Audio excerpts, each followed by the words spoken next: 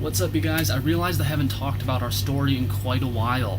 I got caught up trying to rank my site on Google's search engine by writing articles that focused on SEO, and it worked.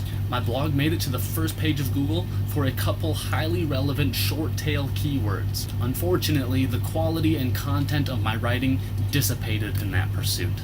I got cocky, bragged about it in another SEO-focused article that was poorly written. My Google rankings actually dropped. Now, I'm a believer in karma, so I deserved it. But there's some good in it. I'm going to take this opportunity to return to the foundation of this blog. That's the regrets, fears, hopes, and dreams of traveling the world while raising my daughter. My aim is to give you insight into how I do it, so you can see that it's possible for you too. With that in mind, I want you to know where we currently stand by answering a few questions. Question number 1. How is your 4-year-old adapting to learning a new language? Auburn is about to finish her first school year here in Hong Kong. If you're curious about our time here, I'll link you to some videos up here in the corner. Now, when I brought her here last September, I knew she would learn Cantonese well enough to have a solid foundation by the end of the school year. What I didn't expect is that she would be completely fluent and a talented translator after just 9 months of language immersion. You might be saying, really, a 4-year-old is a talented translator from English to Cantonese and back again? Yes, really. She translates complete Cantonese sentences to me. She translates complete English sentences back to her grandma. Now, she certainly doesn't have the vocabulary of an adult, but in terms of what she knows in English, there is very little that she can't translate into Cantonese. So if you're someone who's worried about taking their children abroad because of the language barrier they're going to face, you don't need to fear that. Yes, it's difficult for children at first. That's because they aren't speaking the language, and that's something you should prepare them for as well. But after 4 months, they'll have a good understanding of their next language.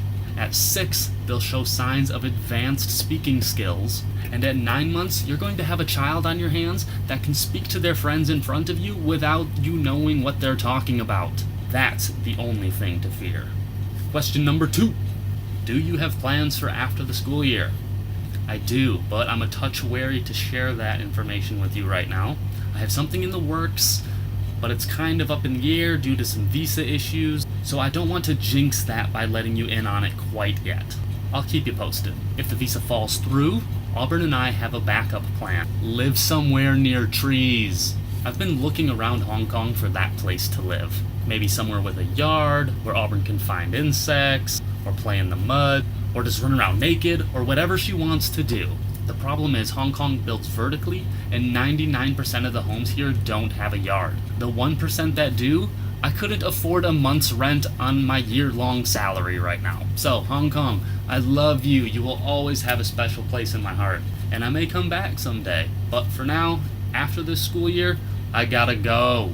So, Cambodia, how you doing, baby girl? Yes, that's right. I've been pining after Cambodia. I spent a week and a half there earlier this year and found a sleepy little riverside town that I absolutely fell in love with. That's a highly ranked candidate for our next home. But India, damn! India's got those fat 10-year visas with those 6-month entries. So what else does India have that's so alluring? Surfing, nature, yoga, cheap food, yes, double yes. But we'll see. I'll keep you informed. If you have any other suggestions for me, let me know down in the comment box. And this brings me to my final question. Question number 3. Are you ever coming back to the United States? Yes, just not anytime soon. I'm trying to build a brand and a business, and I'm living in an environment that is conducive to the digital nomad lifestyle. So I'll go back to the US someday, but I don't see it happening for another year or 2. And this is where traveling is the most difficult for me. I miss all the big family events, so I'm going to let you in on a little secret. Pero les voy a decir en español para que mi hermana no me muera. Mi hija va a tener un primo o una prima, aún no sé, pero somos felices para ella y que nuestra familia va a expandir. Hooray! Anyways, missing family events is difficult, and every nomad, expat, full-time traveler has to deal with this.